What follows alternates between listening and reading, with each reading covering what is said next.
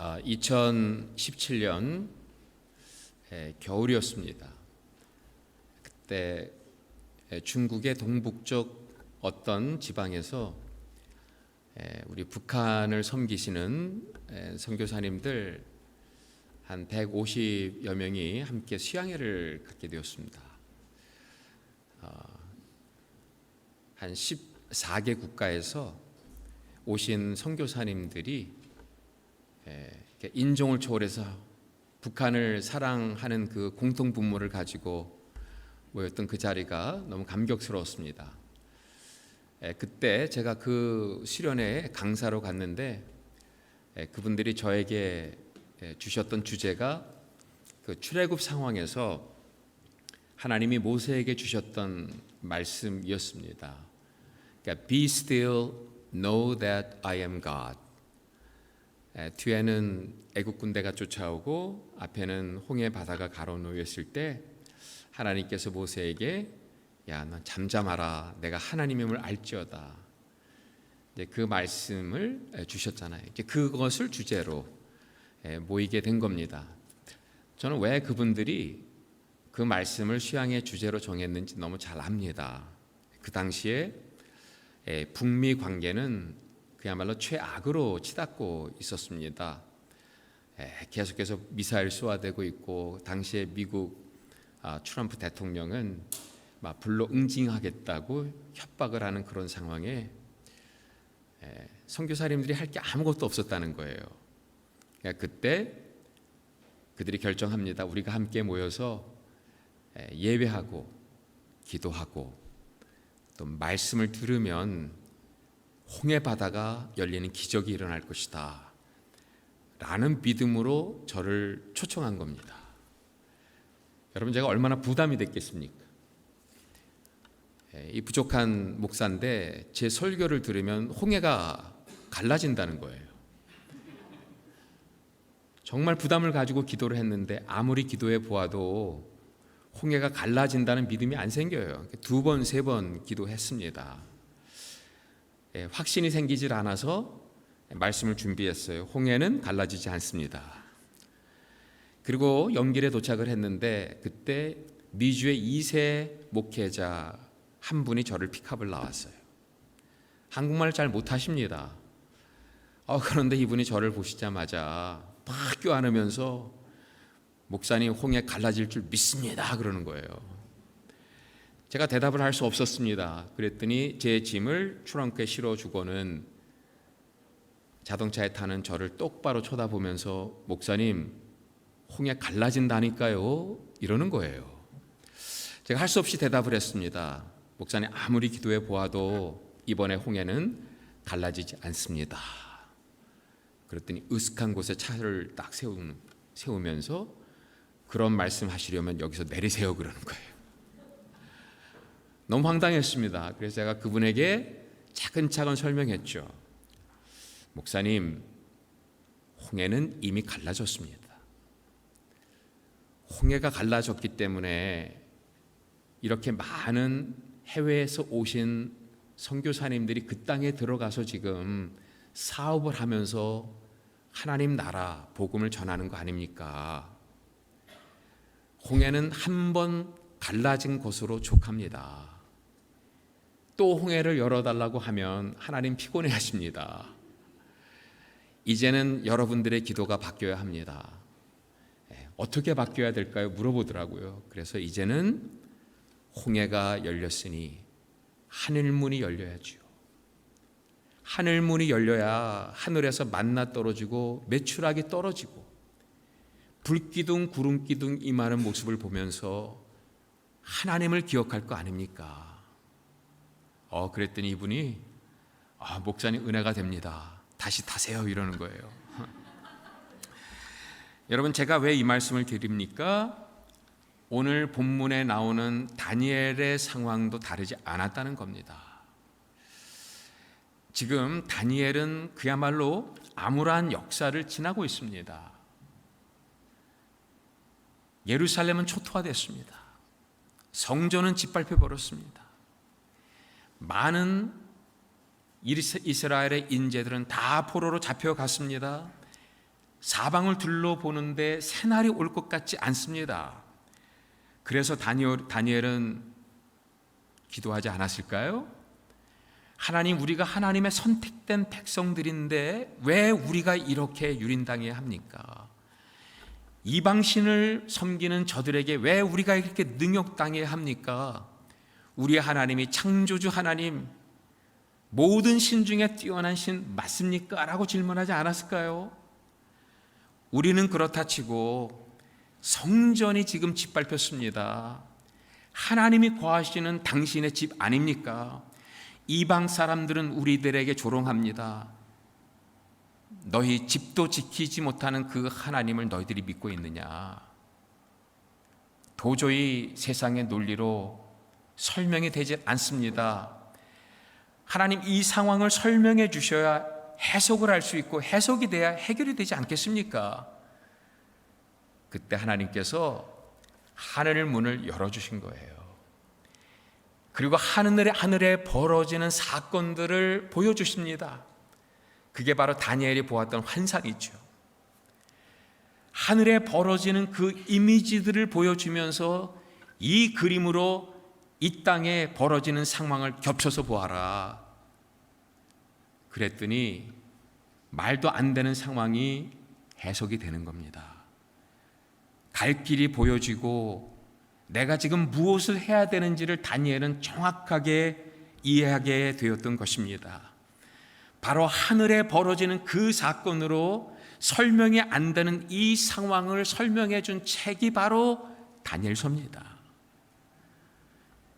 그런 관점으로 다니엘서를 읽을 때 벌써 1장 1, 2절을 딱 읽는 순간에 다니엘서 전체를 관통하고, 여러분, 우리가 살아가는 이 역사를 관통하는 거대한 주제가 딱 눈에 들어오죠.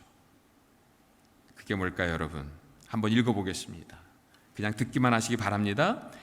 유다 왕 여호야김이 다스린 지 3년이 되는 해에 바벨론 왕 느부갓네살이 예루살렘에 이르러 성을 에워쌌더니 주께서 유다 왕 여호야김이 하나님의 전 그릇 얼마를 그의 손에 넘기심에 그가 그것을 가지고 시날 땅 자기 신들의 신전에 가져다가 그 신들의 보물 창고에 두었더라. 저는 세상 역사를 공부했습니다. 근데 세큘라 책에서 이 상황을 그대로 설명해 주는 역사책을 읽어보았더니 이렇게 기록하고 있지 않아요. 세상 역사책의 주어는 느부갓네살이에요. 느부갓네살이 엄청난 군사 병력을 이끌고 예루살렘에 쳐들어가 예루살렘을 초토화시키고 인재들을 잡아가고 성전을 짓밟고, 그 당시의 전쟁은 성전에서 성전을 무너뜨려야 끝나거든요. 근데 예루살렘 성전에 들어가 보니까 신상이 없어요. 싱거웠던 겁니다. 그래서 대신 기구를 추러뜨려 가져다가 자기 신의 보물창고에 두었습니다. 철저하게 강자의 역사고 강자의 관점이에요. 그런데 오늘 다니엘은 그렇게 기록하고 있지 않아요. 눈에 딱 들어오는 한 단어가 있지 않습니까? 느부갓네살이 아니라 주께서 허락하셨다는 거예요. 주께서 허락하셨기 때문에 이 일이 벌어졌다는 겁니다. 주어는 느부갓네살이 아니라 주께서 하셨다는 거죠. 그러므로 다니엘서를 관통하는 그 주제는 하나님의 주권입니다. 하나님이 하신 일입니다. 하나님이 열어주셨기 때문에 들어왔고, 하나님 내어주셨기 때문에 가지고 간 것입니다. 열려진 하늘을 통해 하나님께서는 다니엘에게 강하게 말씀하십니다. 다니엘아, 너는 보아라. 내가 하겠다. 지금까지 내가 했다면 오늘도 내가 할 것이고 앞으로도 내가 할 것이다. 내가 이 역사에 마침표를 찍을 것이다 라고 말씀하고 있는 겁니다. 도저히 이해할 수 없는 이 전쟁 역시 하나님이 대장 되셨고 하나님이 싸우실 것이고, 그리고 궁극적으로는 하나님께서 승리의 깃발을 올려주실 것이다 선포하고 있는 겁니다.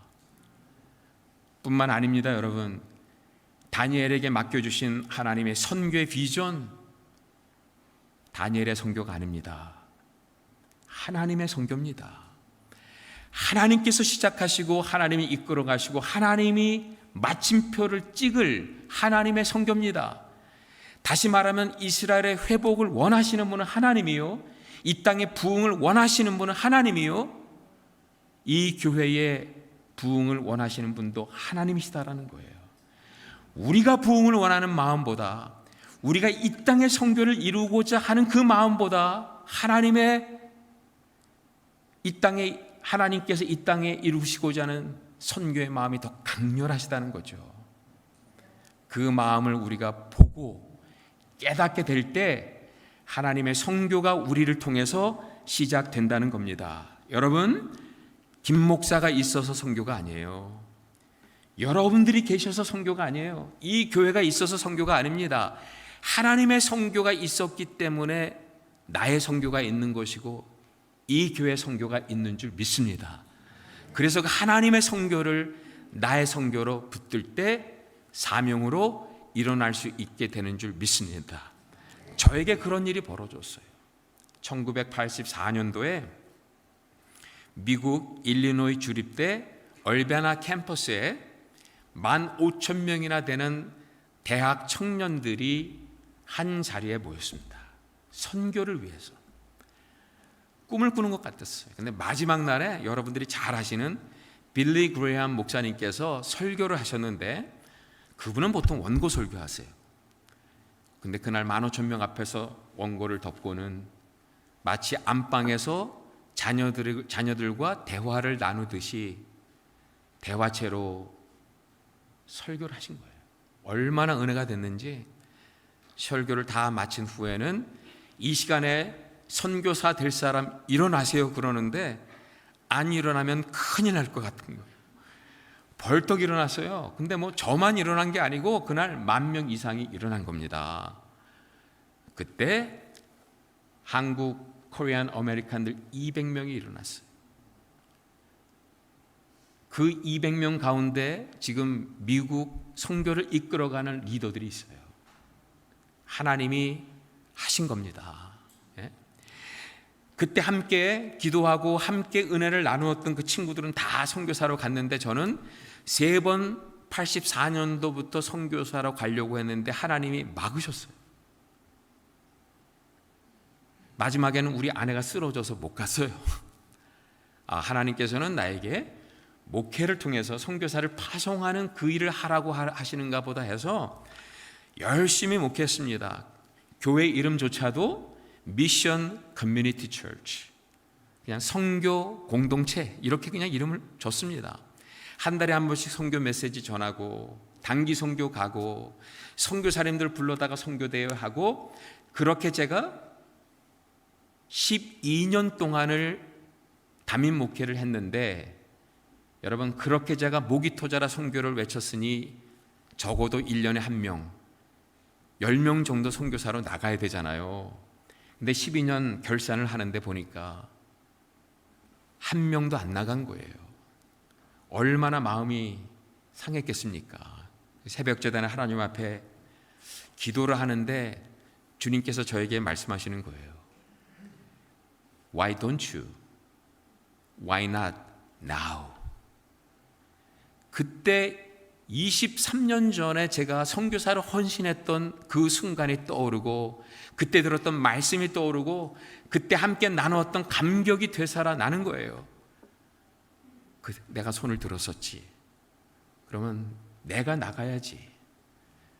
정말 상상을 초월한 방법으로 하나님께서 제가 손을 들어 헌신한 대로 이루어지게 하셨습니다. 사랑하는 여러분 손을 들 때 정말 조심하셔야 합니다.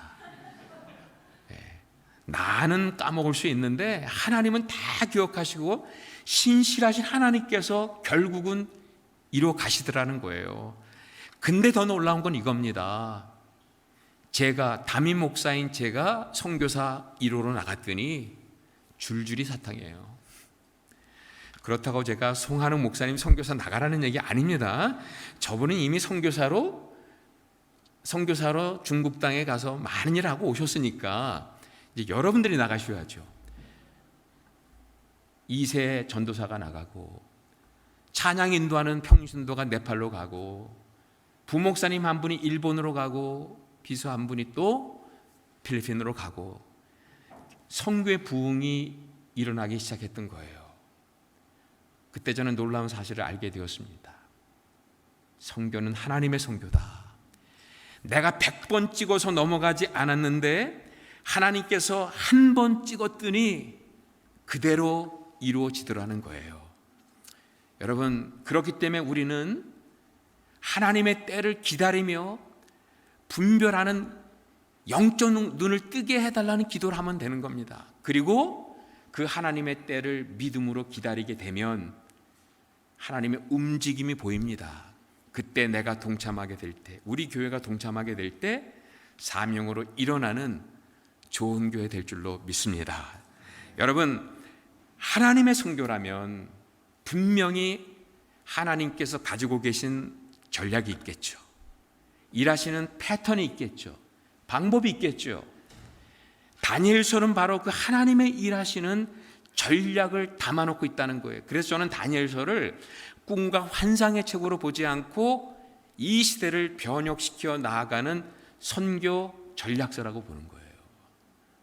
제가 이 다니엘서를 읽으면서 10가지 선교 전략을 발견하고 지난 16년, 17년 동안 신실하게 해왔더니 정말 되더라는 거예요. 그 가운데 제가 딱 2개만 나누겠습니다.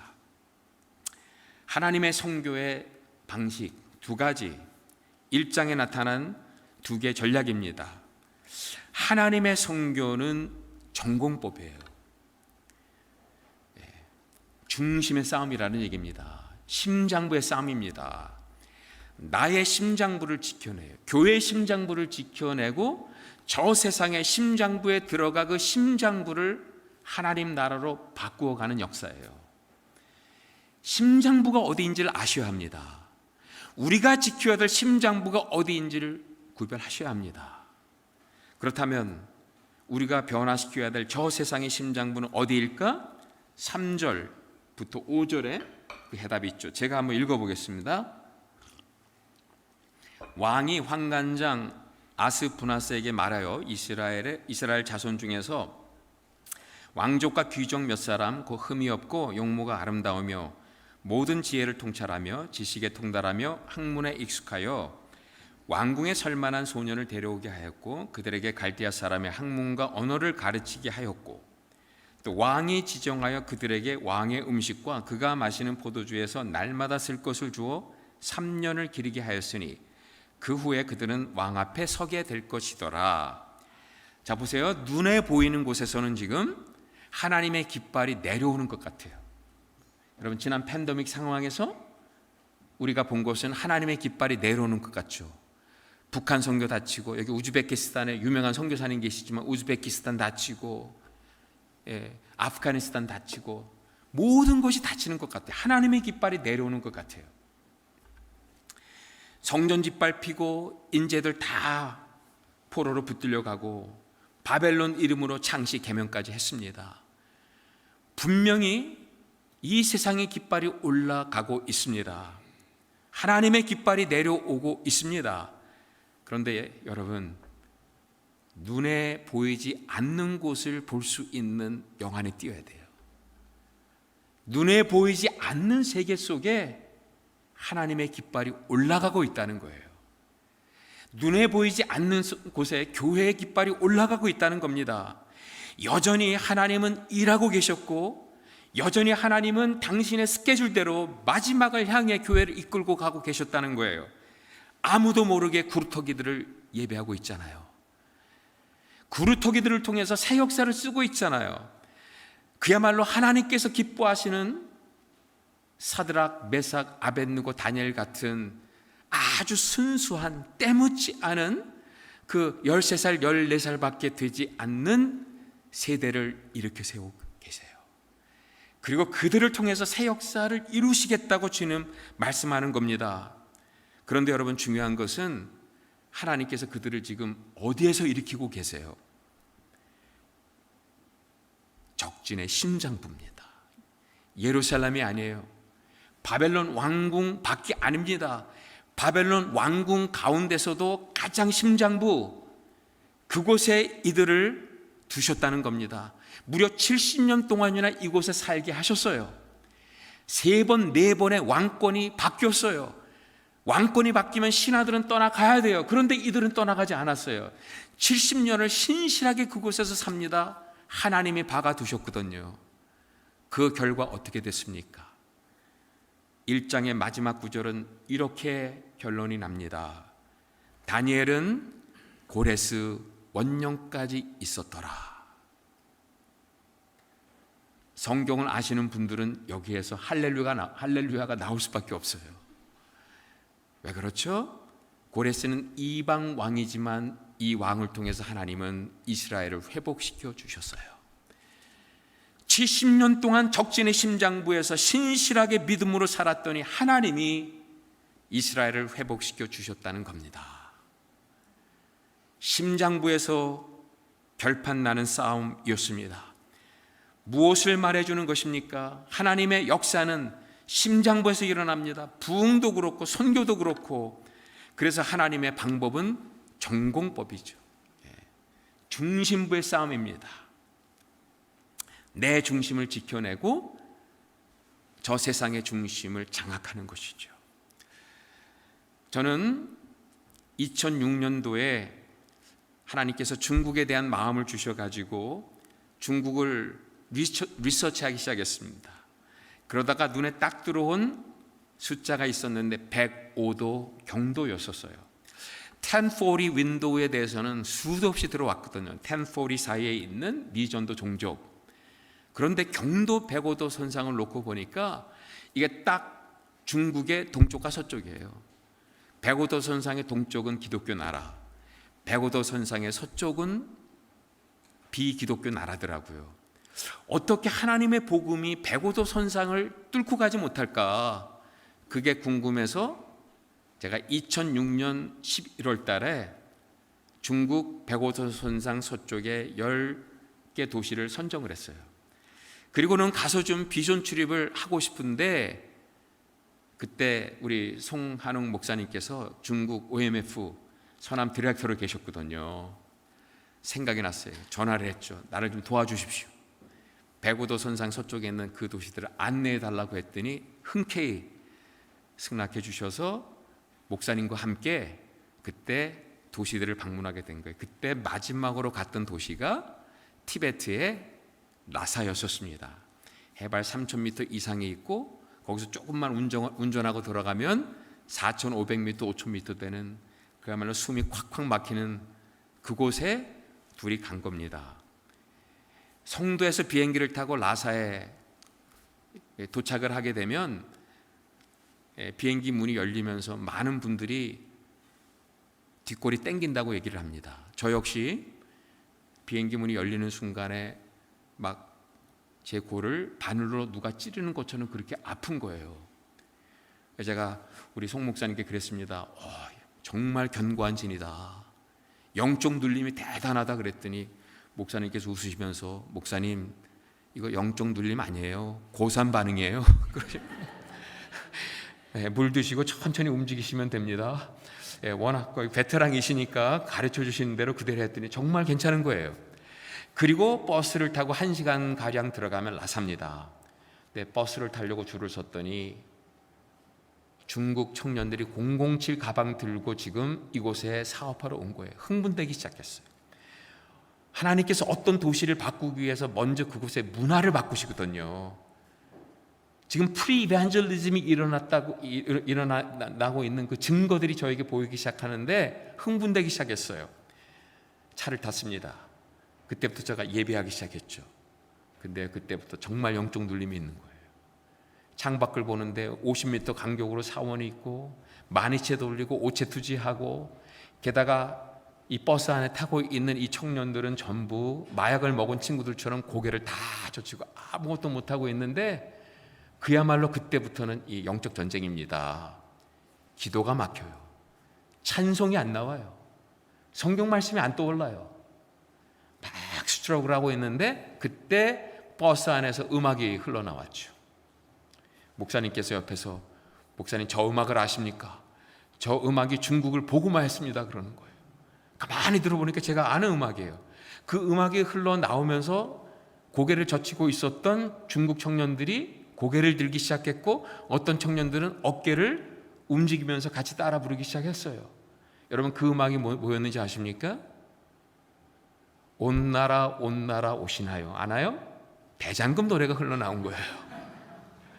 그때 제 마음속에 아니 대장금 노래가 여기 울려 퍼지는데 부흥 찬송이 울려 퍼지지 말라는 법이 어디 있느냐 그러면서 하나님께 기도했더니 하늘문이 열렸어요.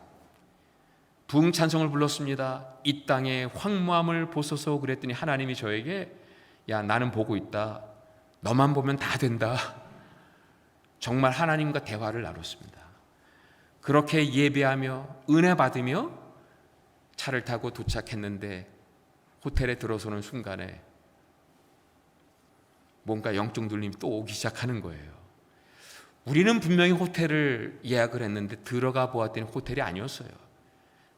박물관의 개념으로 지은 불교 사원 같은 그런 호텔이었어요. 불상이 있는데 그 앞에서 불공 드리고 하루 일과를 시작하는 직원들, 복도에 수십 개 불상들이 놓여 있었어요. 목사님과 제가 방문을 열고 들어가 봤더니 거기에 온갖 부적들이 가득한데 예민하신 우리 송 목사님, 영적으로 굉장히 예민하시거든요. 그 불상을 보시는 순간에 토하기 시작하는 거예요. 야, 큰일 났습니다. 저를 돌봐줘야 될 목사님이 지금 토하고 지금 쓰러져 있어요. 저도 살아야 되고 목사님도 옆에 살려야 되는 이 상황에 기도가 나오질 않는데 그때 왜 네 기도하냐? 내가 가르쳐준 가장 좋은 기도 있지 않느냐? 그때 제 마음에 확신이 들었어요. 그 기도가 무엇이었을까요, 여러분? 주기도문이에요. 여러분, 주기도문이 그렇게 파워풀한 기도인 줄 몰랐어요. 기도문을 선포했습니다. 임할지어다 하나님의 나라가 이루어질지어다 하나님의 뜻이. 그렇게 제가 몇 번을 선포했더니 정말 기도가 뚫렸죠. 우리 두 목사님과 제가 같이 기도하는데 그때 하나님께서 저에게 티베트 선교 비전을 주셨습니다. 여기는 가장 위험한 땅이다. 영적인 심장부다. 가장 위험한 땅. 그러나 우리가 예수 성전 짓고 주기도문을 선포하면 가장 위험한 이 땅이 가장 안전한 땅으로 변할 것이다. 그 말씀을 주셔서 그때 그 비전 가지고 성도의 1호 기도원, 그리고 더 한참 밑으로 올라가서 4,500m 고산지대에 타공이라는 지역에 제2 기도원을 세우면서 그 일들을 감당해 왔어요. 여러분들은 지금 안전한 땅에 사십니까? 제가 볼 때 여러분들은 가장 위험한 땅에 살고 계세요. 내가 기도를 안 했는데도 아무 느낌이 없고요. 기도를 안 했는데도 아무 변화가 일어나지 않아요. 내가 기도를 안 했는데도 모든 것이 형통한 이 상황은 가장 위험한 땅이에요. 기도해야 될 때입니다. 우리가 기도함으로 이 땅을 가장 안전하게 만들어 우리의 자녀들이 이 안전한 땅에서 살아가야만 합니다. 우리의 자녀들이 마지막에 뒤를 돌아보면서 가장 위험한 땅에 살았는데 우리가 어떻게 안전한 땅에 살았느냐? 우리 부모들이 우리를 위해서 기도했다. 이런 고백이 그들의 고백이 될 수 있기를 바랍니다. 여러분, 이러한 영적 매핑을 하면서 보니까 제가 50년 가까이 살았던 미국 땅이 안전한 땅이 아니더라고요. 제가 리서치를 해보니까 작년에 총기 사고로 인해서 4만 5천 명이 죽었어요. 전쟁터에서 죽은 숫자보다 미국에서 총기 사고로 죽은 숫자가 더 많아요. 그런 영적인 전쟁터에 우리 딸아이가 할렘가에서 지금 변호사로 일하고 있어요. 정신이 바짝 났어요. 영적 심장부, 가장 위험한 땅에 아빠가 기도했습니다. 우리 딸이 언젠가는 고백하면 좋겠어요. 가장 위험한 땅에 살았는데 나는 가장 안전한 환경 가운데 살았다. 왜냐하면 우리 아빠가 나를 위해 기도했기 때문에.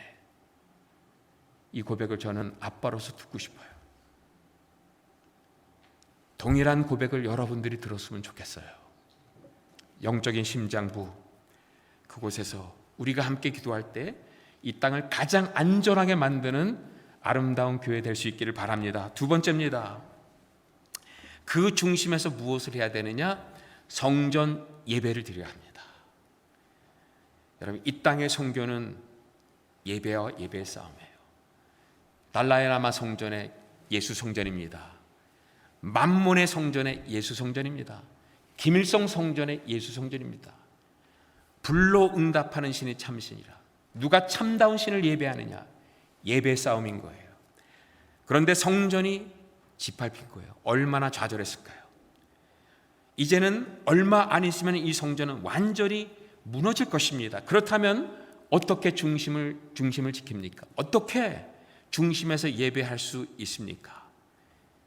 예배할 수 있고요, 중심을 지켜낼 수 있습니다. 어떻게? 이동식 성전이 우리 가운데 임한 겁니다. 모바일 템플이 있다는 거예요. 오늘 다니엘은 무너진 성전을 보면서 모바일 성전이 있다는 것을 알았어요. 대안의 성전이 있다는 걸 알았어요. 그 말씀이 바로 8절 9절입니다.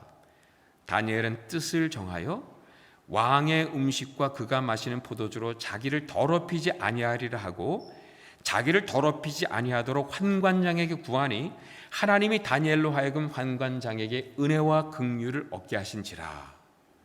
이게 모바일 성전이라고요? 예, 맞습니다.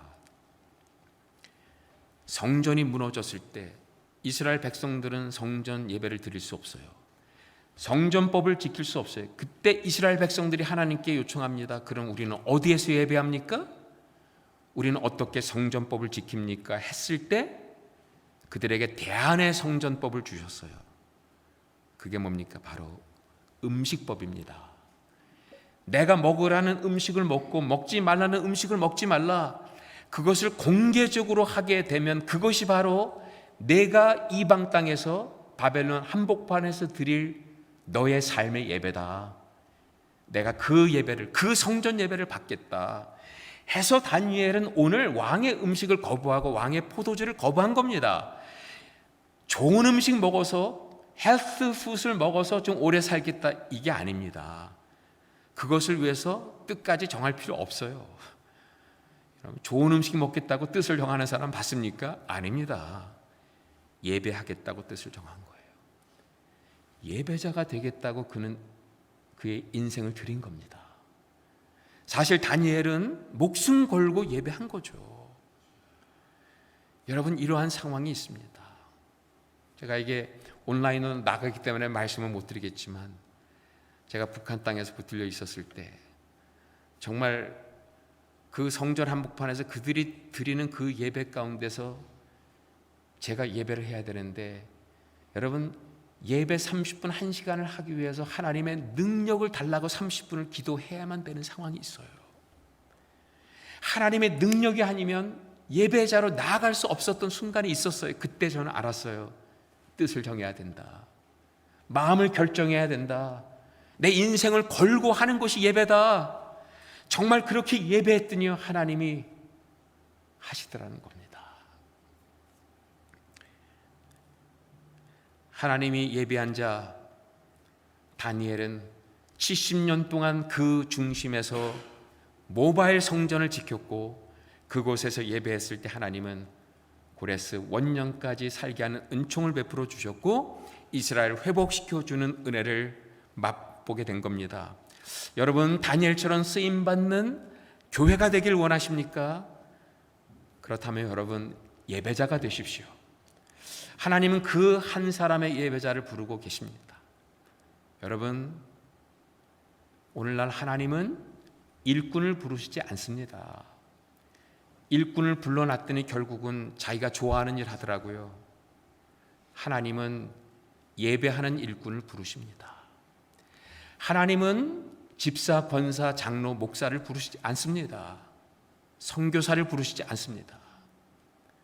선교사를 부르고 집사를 부르고 권사를 부르고 장로를 불렀더니 결국은 자기가 좋아하는 일, 자기가 원하는 일만 하더라는 거예요. 그래서 이제는 하나님은 예배자를 부르세요. 예배하는 권사, 예배하는 집사, 예배하는 선교사, 예배하는 목사, 그 예배자들을 통해서 하나님은 하나님의 일을 오늘도 확장시켜 나아가고 계십니다. 지난 16년 선교를 하면서 확실하게 컨펌 받은 것이 있다면 그것은 바로 이것입니다. 저는 그 누구보다 제가 목회를 하다가 그 교회에서 1호 선교사로 파송받았다는 것에 자부심이 있었어요. 나는 선교사다 할 때마다 막 가슴이 뛰었습니다. 그런데 지나고 보니까 하나님, 저는 예배자, 선교사가 아니라 예배자라는 사실을 알게 되었어요. 굳이 따지자면 예배하는 선교사였어요. 저는 수도 없이 경험했습니다. 제가 이 예배를 잃어버리는 순간에 하나님의 선교는 떠나가고 결국은 내 흔적과 내 깃발만 남더라고요. 근데 사방이 다 막혀 있는데 예배자로 우뚝 섰더니 하나님의 선교가 그 어려운 상황에서 진행이 되더라는 거예요. 여러분, 지난 16년, 17년의 싸움은 다른 싸움이 아니었습니다. 예배 싸움이었어요. 예배했더니 승리의 깃발이 올라가고 예배를 포기하는 순간 승리의 깃발도 내려왔다는 거예요. 여러분도 마찬가지 아닙니까? 끝없이 이어지는 팬데믹 상황에 저는 멜번 소식을 가끔 들었습니다. TV로도 봤습니다. 어쩌면 이 민주진영 국가에서 가장 확실하게 락다운을 했던 도시가 바로 여기예요. 1년 가까이 5km 반경 밖으로 나가시지 못했다고요. 저희들이 얼마나 여러분들을 긍휼히 여겼는지 모릅니다. 네. 안 됐다. 우리 송하는 목사님 참 안 됐다. 여러분, 이런 상황을 보면서 저는 한 가지를 깨달았어요. 여기가 선교지다라는 거예요. 여러분이 계신 이 선교지에 지난 2년 반 동안 가장 힘든 싸움이 도대체 무엇이었어요? 예배 아니었나요? 저는 예배가 힘들더라고요. 처음에 온라인으로 예배 본다고 하니까 얼마나 신났는지 모릅니다. 예? 소파에 앉아서 우리 아내와 함께 커피를 마시면서 예배를 드리니까 너무 좋았는데 6개월 지나고 났더니요, 죽을 맛이에요. 목사도 힘들었는데 여러분들은 얼마나 힘들었을까? 여러분, 이 팬데믹 상황에 예배가 가장 힘들었다는 것을 무엇을 반증해 주는 겁니까?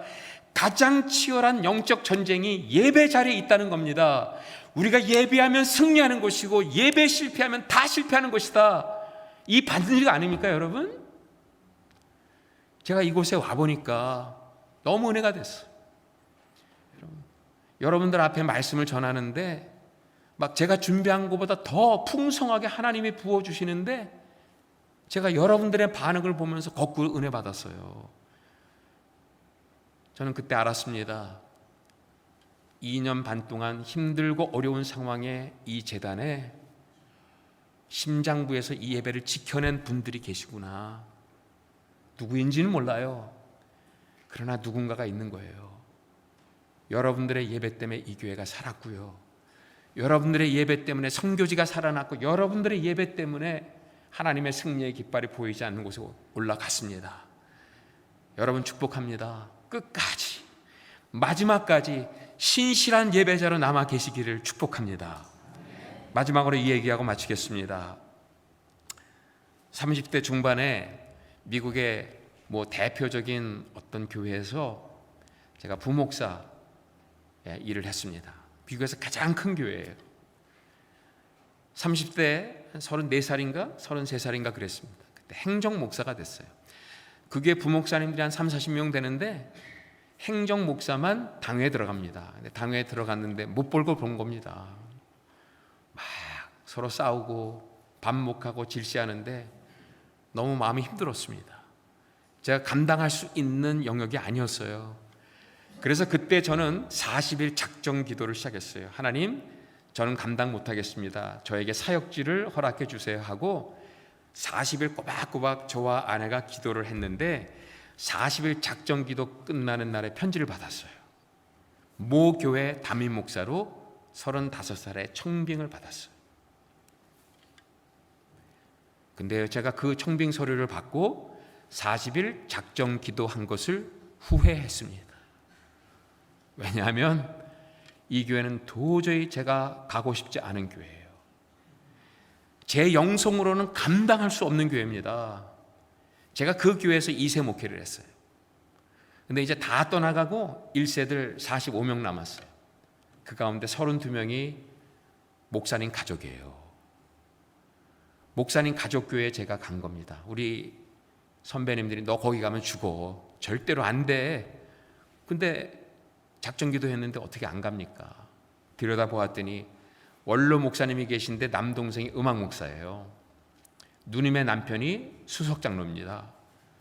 그 목사님의 여동생의 남편이 차석 장로입니다. 그리고 막내 여동생의 남편이 삼석 장로예요. 그럼 그 교회는 뭡니까? 가족교회예요. 가족회에서 저를 불러준 거예요. 게다가 이분들은 북한 산정형교회 출신들, 순교자 집안이에요. 막 너무 떨리는 거예요. 내가 이분들을 목회할 수가 있는가? 우리 아버지 뻘 되고 어머니 뻘 되는 이 순교자 집안의 이분들을 내가 어떻게 목회하는가? 너무 부담이 되는데 어떻게 안 갑니까? 기도했는데. 그래서 떠나기 전에 이분들과 기도 모임을 가졌습니다. 기도 모임에서 좀 결판을 내고 싶었어요. 근데요, 결판이 안 나더라고요. 그자 끝난 다음에 이분들에게 질문을 던졌죠. 당신들이 가장 존경하는 목사 한 명 혹은 장로 한 명을 골라라. 그리고 왜 존경하는지를 말씀해 달라고 했더니요, 기독교 역사, 피해 역사가 다 나와요. 박모모 장로님을 존경하는데 신사참배 그분 반대하다가 손가락 아작났대요. 주기철 목사님의 아드님을 존경하는데 33살에 순교했대요.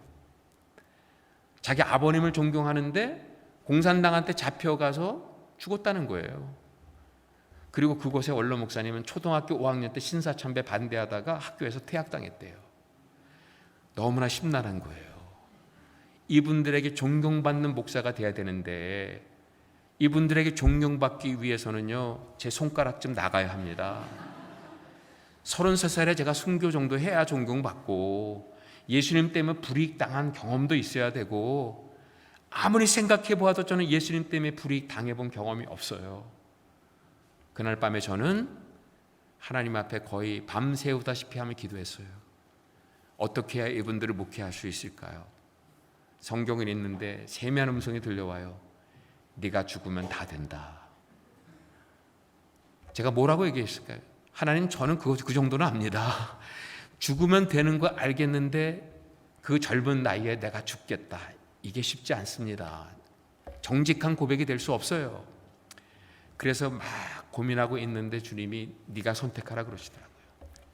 네가 죽어야 될 영역을 선택하라. 한 가지만 선택하라. 두 가지도 말고 그러면 내가 하겠다. 그 말씀을 받았죠. 그리고 제가 주님, 예배 인생을 걸겠습니다 그랬어요. 예배 인생을 걸겠습니다. 그리고 정말 예배자가 됐어요. 금요일날 골방에 들어가서 예배를 시작하면 주일날 나옵니다. 그리고 예배를 인도합니다. 하나님이 하셨어요. 45명이 100명이 되고 100명이 200명이 되고 300명이 되고 4년 만에 750명으로 부흥이 됐어요. 숫자뿐만 아니었습니다.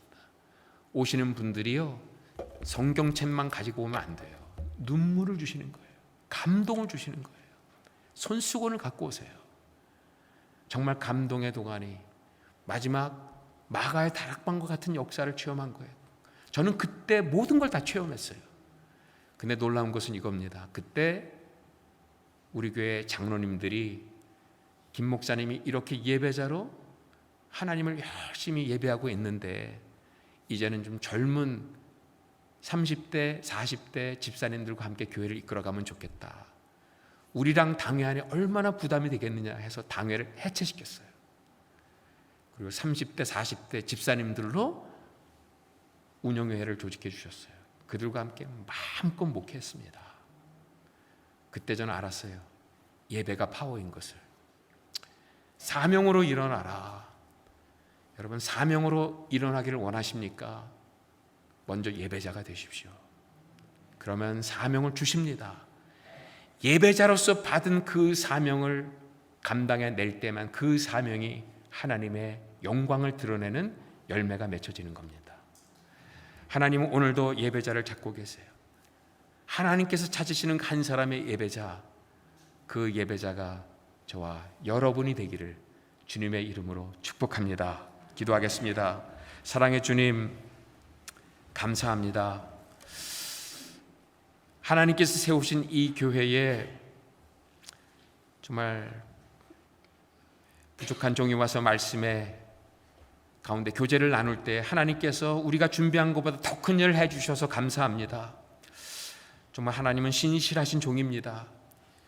우리가 생각한 것보다 그 이상의 축복을 주시는 주님, 그 주님을 이 시간 신뢰합니다.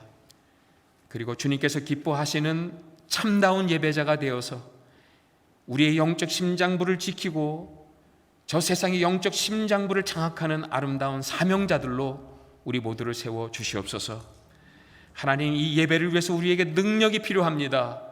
하나님, 십자가의 능력, 부활의 능력, 승천의 능력을 우리에게 허락해 주시사 마지막까지 신실한 예배자로 서 있을 수 있는 아름다운 성도들로 서게 하여 주옵소서. 그렇게 하실 주님께 감사하며 사랑하는 예수님의 이름으로 기도했사옵나이다. 아멘.